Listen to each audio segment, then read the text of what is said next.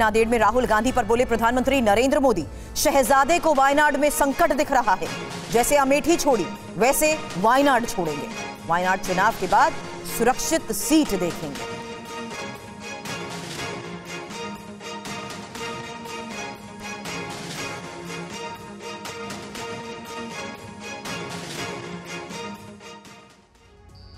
कांग्रेस के जो शहजादे हैं उन्हें भी वायनाड में संकट दिख रहा है।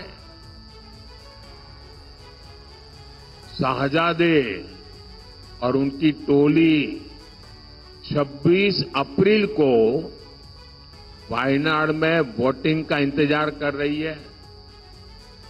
जैसे ही 26 को वायनाड में वोटिंग पूरा हो जाएगा, ये शहजादे के लिए एक और सुरक्षित सीट घोषित कर देंगे और कहीं और से फिर से लड़ाना पड़ेगा उनको, क्योंकि उनके अलायंस के साथी भी एक दूसरे को गालियां दे रहे हैं। कल आपने उनके एक साथी केरल के मुख्यमंत्री ने जो शहजादे को सुनाई है, मैं भी कभी ऐसी भाषा नहीं बोलता, वो ऐसी भाषा बोली है उन्होंने। नांदेड़ की रैली में प्रधानमंत्री मोदी ने दावा किया कि पहले चरण के मतदान में एनडीए के पक्ष में एक तरफा वोटिंग हुई।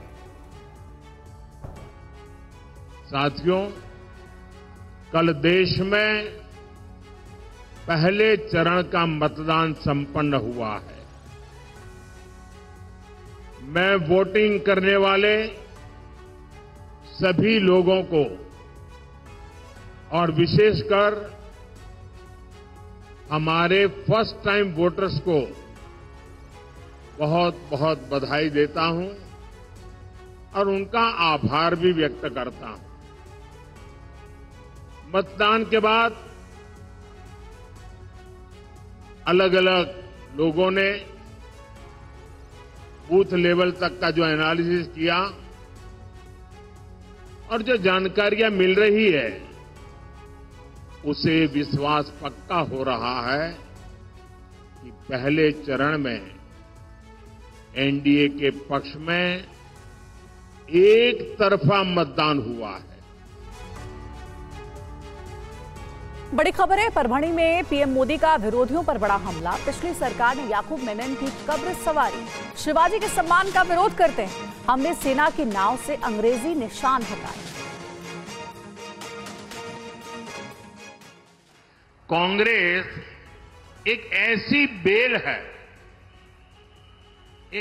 बेल है जिसकी अपनी न कोई जड़ है न जमीन है, और इसे जो सहारा देता है ये उसे ही सुखा देती है।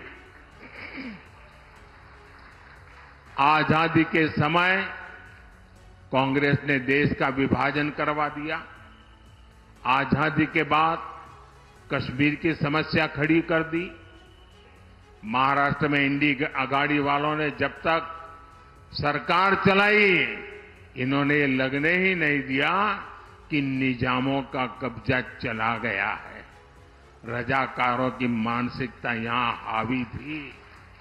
हाँ, इन लोगों ने महाराष्ट्र और मराठवाड़ का विकास तो नहीं होने दिया, लेकिन कांग्रेस और नकली शिवसेना की पिछली सरकार याकूब मेनन की कब्र संवारने में व्यस्त थी। राजस्थान के भीलवाड़ा से अमित शाह का कांग्रेस पर निशाना। बड़ी खबर आपको बता दें, प्रियंका थाईलैंड से छुट्टी मनाकर आई हैं। ये कहा गया राहुल हर 3 महीने में छुट्टी मनाने जाते हैं। 23 साल से प्रधानमंत्री ने एक भी छुट्टी नहीं ली। प्रियंका जी चालू चुनाव में थाईलैंड छुट्टी मनाकर आई। बोलिए क्यों?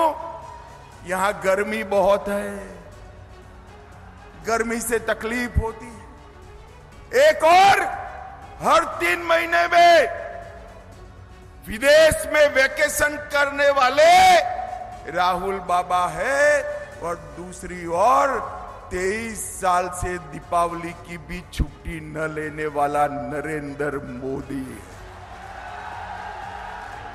23 साल से नरेंद्र मोदी जी ने एक भी छुट्टी नहीं ली। एक और सोनिया जी का एजेंडा है, मेरे बेटे को प्रधानमंत्री बनाओ, और दूसरी ओर मोदी जी का एजेंडा है, मेरे भारत को महान भारत बनाओ। एक और चांदी की चम्मच मुंह में लेकर पैदा हुए राहुल बाबा है, तो दूसरी ओर गरीब के घर में चाय बेचने वाले के घर में पैदा हुआ नरेंद्र मोदी। एक और गरीबी हटाओ के खोखले नारे देने वाले लोग हैं, और दूसरी ओर 80 करोड़ गरीबों का कल्याण करने वाला नरेंद्र मोदी। ये दोनों के बीच में पसंदगी करनी है। भीलवाड़ा वालों, बताओ आपकी पसंद क्या है भाई? आपकी पसंद क्या है? जोर से बताओ जरा। भाई और बहनों, सिर्फ भीलवाड़ा की नहीं, पूरा पश्चिम उत्तर दक्षिण, मैं जहां पर भी जाता हूं, हर जगह मोदी मोदी मोदी मोदी के नारे लगते हैं। और हर जगह हम कुछ बोले इसके पहले कहते हैं, अब की बार, जरा जोर से बोलिए, अब की बार। मित्रों, मोदी जी को वोट देने का मतलब है महान भारत की रचना। रायबरेली और अमेठी सीट को लेकर बड़ी खबर सामने आ रही है। कांग्रेस ने रायबरेली अमेठी में आंतरिक सर्वे कराया। सूत्रों के हवाले से खबर है कि सर्वे में दोनों सीटों पर गांधी परिवार को लड़ाने की मांग। चुनाव लड़ने पर गांधी परिवार की जीत पक्की है। सर्वे के नतीजे में ये बात सामने आई है। अब गांधी परिवार चुनाव लड़ने पर फैसला लेगा।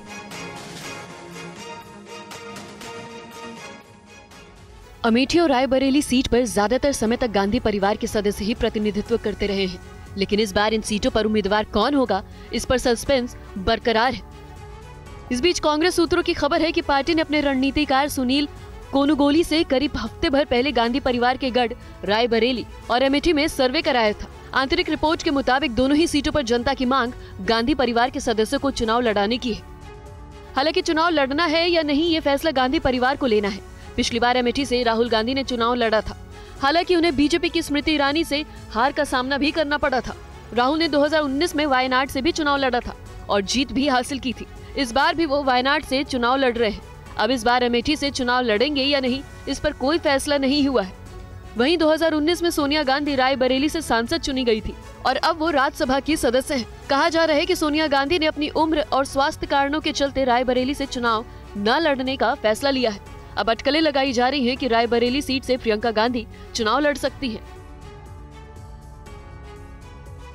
और अगली बड़ी खबर का रुख करते हैं। इंडिया गठबंधन का 7 सूत्री कॉमन मिनिमम प्रोग्राम आएगा। इंडिया खेमे से TV9 की एक्सक्लूसिव खबर है। गठबंधन के सभी दलों के मैनिफेस्टो के अहम वादे शामिल हैं। 30 लाख पदों पर भर्ती, जातीय जनगणना का वादा, साथ ही MSP की गारंटी, 200 यूनिट मुफ्त बिजली का वादा।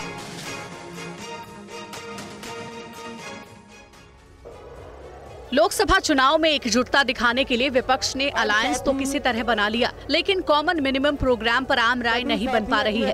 खबर है कि इंडिया गठबंधन जल्द ही गरीब, किसान, युवा और महिलाओं समेत 7 वर्गों के लिए 7 सूत्रीय वादे जारी करने वाली है। जो कॉमन मिनिमम प्रोग्राम आने वाला है, उसके मुताबिक 30 लाख खाली पड़े पदों की भर्ती, जातीय जनगणना, आरक्षण की सीमा में बढ़ोतरी, किसानों को MSP की गारंटी, BPL परिवार को घर पर मुफ्त राशन, गरीब परिवारों को साल में 6 मुफ्त सिलेंडर, सबको 200 यूनिट बिजली फ्री, उच्च शिक्षा के लिए छात्राओं को 50,000 रुपए, राज्यवार OPS योजना लागू करने और एजुकेशन लोन माफ करने का वादा किया जाएगा। लेकिन इस कॉमन मिनिमम प्रोग्राम को लेकर इंडिया गठबंधन के सहयोगी दल ही एक राय नहीं है। ममता की पार्टी जातीय जनगणना पर राजी नहीं है, जबकि अन्य दल इस बात पर अड़े हैं कि TMC की असहमति के बावजूद उनके कॉमन मिनिमम प्रोग्राम में जातीय जनगणना का मुद्दा शामिल रहे। अगर TMC मान जाती है तो रांची में कल होने वाली इंडिया गठबंधन की रैली में कॉमन मिनिमम प्रोग्राम का ऐलान संभव है, और अगर TMC नहीं मानी तो कॉमन मिनिमम प्रोग्राम का बाद में ऐलान संभव है। इधर पहले चरण का मतदान खत्म होने के बाद बीजेपी ने दावा किया है कि इस बार वो लंबी छलांग लगाने जा रही है। बीजेपी ने कहा है कि पूरा देश पीएम मोदी के समर्थन में एकजुट है। पहले चरण के मतदान के बाद हर पार्टी ज्यादा से ज्यादा सीट जीतने का दावा कर रही है। बीजेपी को भरोसा है कि इस चरण में पहले से ज्यादा सीट मिलेगी। जनता पूरी गंभीरता के साथ पीएम मोदी के समर्थन में है।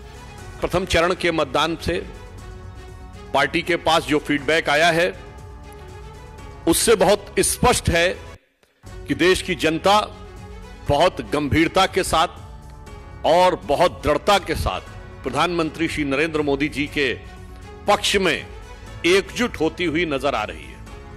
बीजेपी ने कहा कि इंडिया गठबंधन की बिजली गुल नजर आ रही है। इंडिया गठबंधन और उनके स्वघोषित नेता, क्योंकि कोई घोषित नेता तो है ही नहीं, राहुल गांधी जी के तथाकथित करंट की बिजली गुल नजर आ रही है। बीजेपी राहुल पर प्रहार करते हुए कहा कि वो अब तक अमेठी से चुनाव लड़ने का साहस नहीं जुटा पा रहे हैं। पहले चरण के चुनाव को लेकर बीजेपी बहुत ही ज्यादा आश्वस्त नजर आ रही है और विपक्षी दल भी कम भरोसा नहीं जता रहे हैं। सुनाते हैं आपको उत्तराखंड के सीएम पुष्कर सिंह धामी और आरजेडी नेता तेजस्वी यादव ने क्या कहा है। 5 सीटों पर भारतीय जनता पार्टी जीतेगी और जो कांग्रेस और इंडी गठबंधन की नफरत की दुकान है, उस नफरत की दुकान पर ताला लग रहा है। ताला लगने की प्रक्रिया शुरू हो गई है और पूरे देश के अंदर आज एक उत्साह का वातावरण है। लोग विकसित भारत के संकल्प के साथ चलना चाहते हैं, गरीब कल्याण सुशासन के साथ चलना चाहते हैं, देश को दुनिया की तीसरी बड़ी आर्थिक महाशक्ति बनने की ओर अग्रसर हो रहा है देश, उसमें सबका समर्थन जुट रहा है और सारे लोग आज प्रधानमंत्री जी के साथ खड़े हैं। फर्स्ट फेज में कोई टक्कर नहीं है और हमने कई बार कहा है कि बिहार जो है इस बार चौंकाने वाला रिजल्ट देगा। बिहार की जनता के लिए इन लोगों ने कुछ नहीं किया, चाहे इनकी सो कॉल्ड डबल इंजन की सरकार, जो एक भ्रष्टाचार में है एक इंजन और दूसरा जो है आप कह सकते हैं कि अपहरण में, अपराध में, ये 2 इंजन जो है सुपर जो है, लोग इससे दुखी है। इस बीच यूपी के सीएम योगी आदित्यनाथ ने पहले चरण के चुनाव पर क्या प्रतिक्रिया दी, सुनिए। अब तक के जो रुझान है वह इस बात को बहुत ही स्पष्टता के साथ प्रदर्शित करते हैं कि पूरे देश के अंदर आम जनमानस का जो मत है वह फिर एक बार मोदी सरकार के लिए प्रचंड रूप से सामने आ रहा है। स्वाभाविक रूप से प्रधानमंत्री मोदी जी के नेतृत्व में इस देश के अंदर सुरक्षा का जो बेहतर माहौल प्राप्त हुआ है वह अद्भुत है, अभिनंदनीय भी है। न केवल देश के अंदर बल्कि आधी आबादी तो पूरी तरह मोदी जी के सुरक्षा के इस मॉडल को अंगीकार कर रही है। बिहार के भागलपुर में आज राहुल और तेजस्वी यादव रैली कर रहे हैं। बीजेपी ने इस रैली पर सवाल उठाया। सुनिए बिहार के डिप्टी सीएम सम्राट चौधरी और विजय कुमार सिन्हा ने क्या कहा। वैसे नेता बिहार आ रहे हैं जिस नेता ने लालू प्रसाद जी को मुखिया तक नहीं बनने देने का प्रण लिया, उसका नाम है राहुल गांधी। राहुल गांधी ने ऑर्डिनेंस फाड़कर लालू प्रसाद जी को सड़क पर खड़ा करने का काम किसी एक व्यक्ति ने किया, उसका नाम है राहुल गांधी। बिहार को बर्बाद करने वाले, बिहार को लूटने वाले दिल्ली में जाके देश को लूटेंगे, देश को बर्बाद करेंगे। बिहार की जनता ये गलती नहीं करने जा रही है, उनको कहीं से अवसर नहीं दे रही। राहुल गांधी जी, लोकतंत्र में सबको आने का अधिकार है और राहुल गांधी जी जब अपना ही क्षेत्र छोड़ के भाग जाते हैं तो दूसरे के क्षेत्र में वो कितना वोट दिला पाएंगे, ये पूरा बिहार और पूरा देश जानता है। और ये बता दें कि देश की जनता, बिहार की जनता, बिहार की बर्बादी करने वाले को कतई फिर से बिहार में अवसर नहीं देगा। बिहार में विपक्षी गठबंधन में सब कुछ ठीक नहीं चल रहा है। पूर्णिया के चुनावी मैदान में ये अलगाव साफ दिख रहा है। दिखाते हैं इससे जुड़ी एक रिपोर्ट। पूर्णिया के सियासी समर में इंडी गठबंधन के नेता आपस में ही जुबानी जंग कर रहे हैं और एक दूसरे पर ही हमलावर हैं। आरजेडी उम्मीदवार बीमा भारती पिछड़ा कार्ड खेल रही हैं और निर्दलीय उम्मीदवार पप्पू यादव पर मतदाताओं को डराने धमकाने का आरोप लगा रही हैं। सभी को जो भी प्रचार करने जा रहा है उसको फोन करके धमकी दे रहा है। ऐसा तो चुनाव नहीं लड़ा जाता। अभी से धमकी चमकी दे रहा है तो पूर्णिया के जनता जो है अभी से भयभीत है।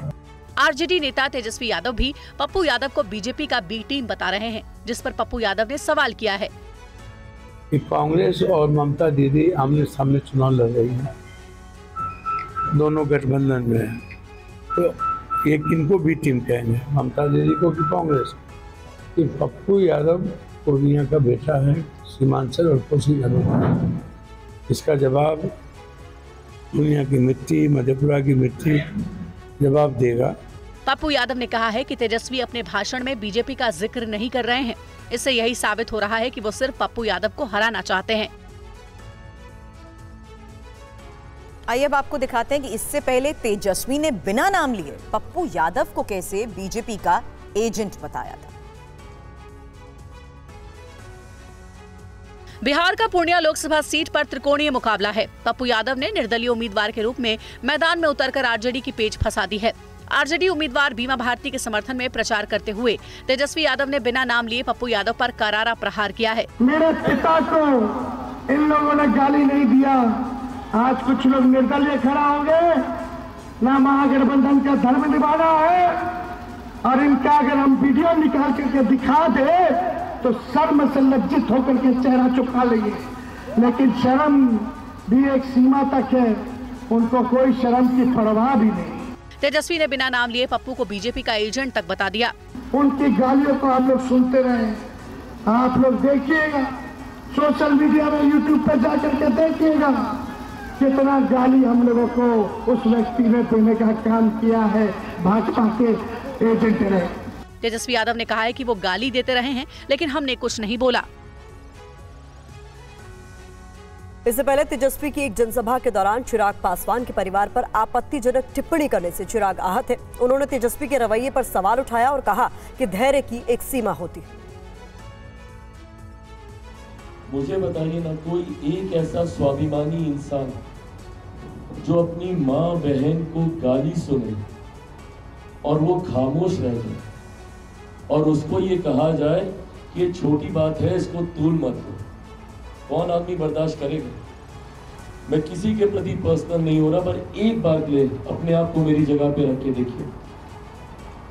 जब आप ऐसे ऐसे शब्द जो हम लोग बोल नहीं सकते, जो बिना बीप के आप लोग अपने चैनल पे दिखा नहीं सकते, ये शब्द एक बार सोचिए, अगर आपके परिवार के बारे में कोई बोले, खून नहीं खोलेगा।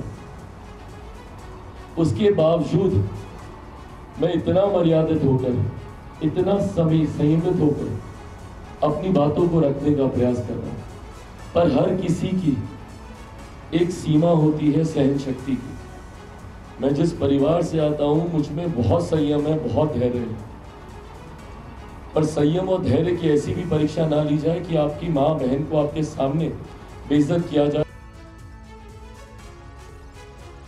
और एक बड़ी खबर इस बीच आ रही है, वो आपको बता दें, तजिंदर सिंह बिट्टू बीजेपी में शामिल हो गए। अश्विनी वैष्णव, विनोद तावड़े की मौजूदगी में ज्वाइन की है बीजेपी। बिट्टू ने आज ही कांग्रेस से दिया था इस्तीफा। हिमाचल कांग्रेस के सह प्रभारी रहे हैं बिट्टू।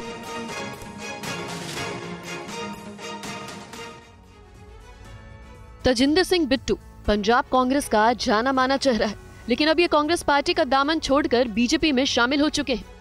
आज केंद्रीय मंत्री अश्विनी वैष्णव और बीजेपी महासचिव विनोद तावड़े की मौजूदगी में वो बीजेपी में शामिल हो गए। इसे कांग्रेस पार्टी के लिए बड़ा झटका माना जा रहा है। डॉक्टर तजिंदर पाल सिंह बिट्टू जी को सदस्यता पत्र देकर पार्टी की सदस्यता ग्रहण कराएं। तजिंदर सिंह बिट्टू को प्रियंका गांधी का बेहद करीबी माना जाता था। वो हिमाचल प्रदेश के कांग्रेस सह प्रभारी भी थे, लेकिन आज ही सुबह तजिंदर सिंह बिट्टू ने पार्टी से इस्तीफा का ऐलान करते हुए सोशल मीडिया पर इस्तीफे की जानकारी दी। वो 35 सालों से कांग्रेस पार्टी से जुड़े थे। इससे पहले भी पंजाब में कई नेता कांग्रेस पार्टी का साथ छोड़ चुके हैं, जिसमें अमरिंदर सिंह, सुनील जाखड़ समेत कई नेता शामिल हैं। फिलहाल तजिंदर सिंह बिट्टू के पार्टी छोड़ने की वजह का पता नहीं चल सका है, लेकिन माना जा रहा है कि चुनाव से ठीक पहले बड़े नेताओं के इस तरह पार्टी छोड़ने से कांग्रेस को चुनाव में भारी नुकसान हो सकता है। कुरुक्षेत्र से नवीन जिंदल एक बार फिर चुनाव लड़ रहे हैं और इस बार वो बीजेपी प्रत्याशी के रूप में चुनावी दंगल में उतरे हैं। कुरुक्षेत्र के विकास के लिए जनता से एक बार फिर उन्हें जिताने की कर रहे हैं अपील।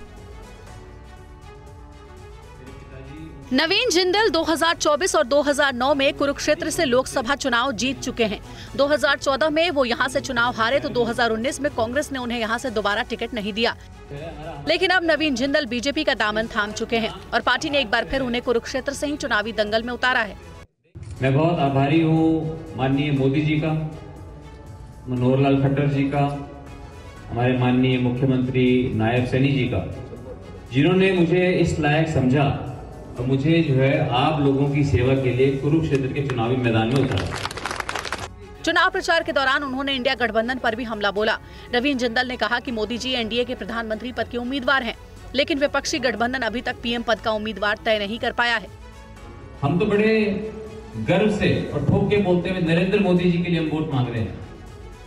बाकी जो विपक्षी दलें हैं, अगर उनसे पूछे कि भाई तेरा प्रधानमंत्री का कैंडिडेट है कौन, पता है उनको? गुरनाम सिंह जी, आपको शायद पता हो, आप तो बहुत सियाने पुराने आदमी हो, आपने भी पता हो। बात दिल्ली की सियासत की कर लेते हैं। बड़ी खबर आपको बता दें, केजरीवाल की सेहत पर आम आदमी पार्टी का बड़ा आरोप। केजरीवाल को धीरे धीरे मारा जा रहा है। सौरभ भारद्वाज की तरफ से कहा गया है केजरीवाल की हत्या की साजिश रची जा रही है। जेल में इंसुलिन क्यों नहीं दिया जा रहा, ये सवाल उन्होंने पूछा। जेल प्रशासन खबरें प्लांट कर रहा है। मैं जानना चाहता हूं दिल्ली की जनता से, मीडिया से, एक डॉक्टर से वीडियो कॉन्फ्रेंसिंग अगर अरविंद केजरीवाल कर लेंगे तो इस देश का, ईडी का, सीबीआई का, केंद्र सरकार का, भारतीय जनता पार्टी का, वीरेंद्र सचदेवा का, विनय सक्सेना का क्या बिगड़ जाएगा? आप कह रहे हो नहीं, हम आपको डॉक्टर से भी नहीं बात करने देंगे, हम आपको इंसुलिन भी नहीं देंगे, आप कोर्ट जाओगे तो आपके ऊपर ही उल्टा लगा देंगे। यह बहुत गंभीर बात है। जो आदमी दिल्ली के अंदर इस शुगर की बीमारी को जानते हैं, और मैं समझता हूं दिल्ली का लगभग हर परिवार जानता है, सीधा सीधा खुल्लम खुल्ला, मैं पूरी जिम्मेदारी के साथ कह रहा हूं, षड्यंत्र किया जा रहा है कि अरविंद केजरीवाल की एक तरीके से हत्या की जाए। स्लो डेथ दी जा रही है अरविंद केजरीवाल को, धीरे धीरे हत्या की जा रही है अरविंद केजरीवाल की, और सबके सामने। एक मरीज कह रहा है आप मुझे इंसुलिन दो, आप कह रहे हो नहीं हम नहीं देंगे। कमाल हो गया। और एक बड़ी खबर है, आम आदमी पार्टी नेता मनीष सिसोदिया की जमानत याचिका पर फैसला सुरक्षित रख लिया गया है। दिल्ली की राउज एवेन्यू कोर्ट ने फैसला सुरक्षित रखा है। 30 अप्रैल को अब कोर्ट सुनाएगा फैसला। दिल्ली शराब घोटाले में आरोपी हैं मनीष सिसोदिया।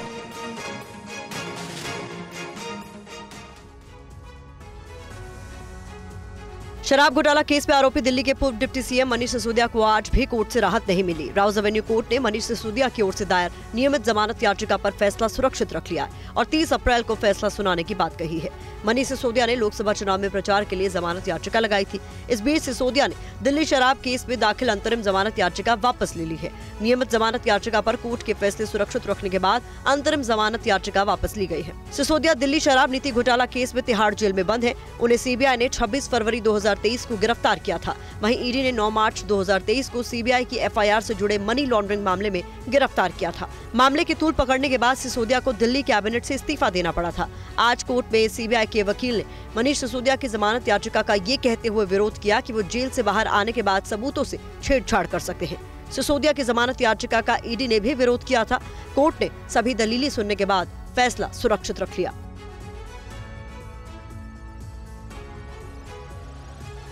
और इस वक्त बड़ी खबर, जहां TV9 से खास बातचीत में बोले जम्मू कश्मीर के पूर्व डेप्यूटी सीएम कविंद्र गुप्ता। घाटी की 3 सीटों पर नहीं उतारेंगे उम्मीदवार, पीडीपी या नेशनल कॉन्फ्रेंस को सपोर्ट नहीं। जम्मू कश्मीर के पूर्व उप मुख्यमंत्री और बीजेपी के वरिष्ठ नेता कविंद्र गुप्ता इस समय हमारे साथ मौजूद है। सर, जैसा कि गृह मंत्री अमित शाह ने जम्मू में रैली की, उससे साफ संकेत मिल रहे थे कि बीजेपी इस बार कश्मीर घाटी या फिर रजौरी अनंतनाग सीट पर अपना उम्मीदवार नहीं उतारेगी। और क्योंकि अनंतनाग सीट की नॉमिनेशन पूरी हो चुकी है और ऐसा लग रहा है कि बची हुई 2 सीटों पे भी आप उम्मीदवार नहीं उतार रहे हैं, तो अब सवाल जो है वो ये बन रहा है कि आखिरकार बीजेपी इन सीटों पर किसको सपोर्ट कर रही है। देखिए, इस वक्त हम सभी जानते हैं पिछले 35 साल लगातार कश्मीर और जम्मू मिलिटेंसी के घेरे में रहा। कुल मिलाकर के आज़ादी से लेकर के 3 परिवार ऐसे रहे, चाहे वो मुफ्ती परिवार हो, चाहे अब्दुल्ला परिवार हो या कांग्रेस हो। तबाही में इनका बहुत बड़ा रोल है। धारा 370 लगा करके इन्होंने जो कश्मीर को भारत से अलग रखा, ये जिम्मेवार उसके हैं। सलमान केस में थाने से एक शख्स को हिरासत में लिया गया है। बड़ी खबर सामने आ रही है जहां लॉरेंस बिश्नोई गैंग का सदस्य होने का इस पर शक है। मुंबई पुलिस को फोन पर इसकी जानकारी मिली थी। हिरासत में लिए गए शख्स से पूछताछ जारी है। मुंबई पुलिस को फोन पर सूचना मिलने के बाद इसे हिरासत में लिया गया।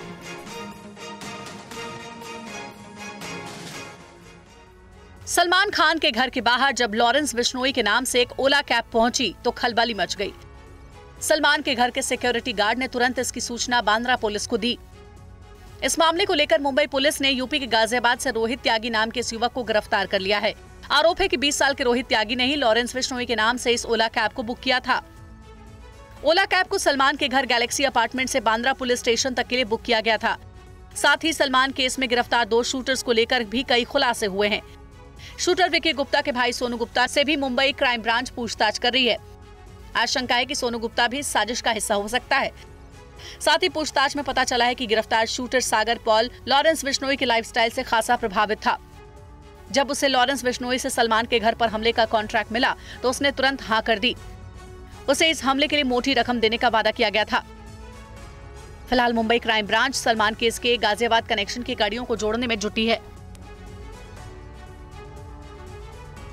टेस्ला कंपनी के सीईओ एलॉन मस्क का भारत दौरा फिलहाल स्थगित हो गया है। कल भारत दौरे पर आने वाले थे एलॉन मस्क। कंपनी के दायित्वों की वजह से भारत दौरे में देरी है। खुद मस्क ने ये बात कही है। साल के अंत में भारत दौरे के लिए उत्सुक है।